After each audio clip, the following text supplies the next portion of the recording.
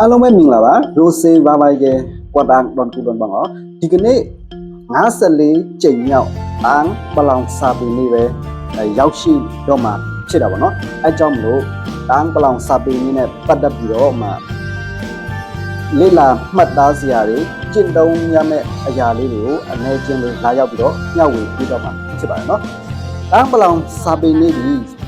တန်းလူမျိုးများဤစာပေဘာသာစကားယဉ်ကျေးမှုနဲ့အမျိုးသားအမွေအနှစ်ကိုထိမ့်သိမ်းမြင့်တင်ရန်ရည်ရွယ်ပြီးတော့နေ့စဉ်ကျင်းပတော့အရေးကြီးတဲ့အထိမ်းအမှတ်နေ့ပဲဖြစ်ပါနော်နေ့စဉ်ဩဂတ်စ်လ30ရက်နေ့မှာကျင်းပလို့ရှိတာပေါ့နော်စာပေနေ့ဒီစာလုံးများကိုစုစည်းခြင်းတာမဟုတ်ပဲနော်စာပေနေ့ဒီလူမျိုးတစ်မျိုးဤတမိုင်းယဉ်ကျေးမှုတလိထုံတန်းနဲ့ဉာဏ်ပညာအမျိုးသားလက္ခဏာကိုအစဉ်ဆက်ပေါ့နော်လက်ဆင့်ကံပေးပြီးဖိုးတန်တဲ့အမွေအနှစ်ပဲဖြစ်ပါတယ်။ဂျနေခေတ်တွင်ဤပညာ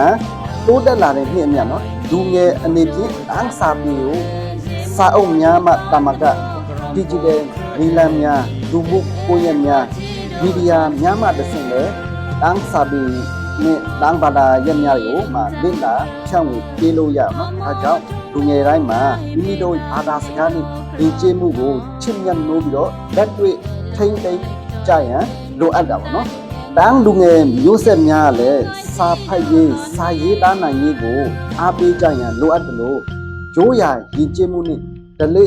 ထုံတန်းနဲ့အမျိုးသားလက္ခဏာကိုထိမ့်သိမ်းရန်လည်းအထူးပဲလိုအပ်တာပေါ့နော်။စာပေနဲ့ပြုလုပ်ခြင်းဒီလည်းအခမ်းအနားတရက်ဖြစ်တာမချမ်းရပဲကျွန်တော်တို့ဤစိတ်နှလုံးထဲမှာ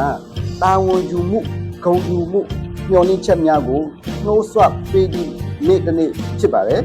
။တန်းစာပေထာဝရရှင်နာပါစေတန်းဘာသာစကားထာဝရဤတတ်ပါစေ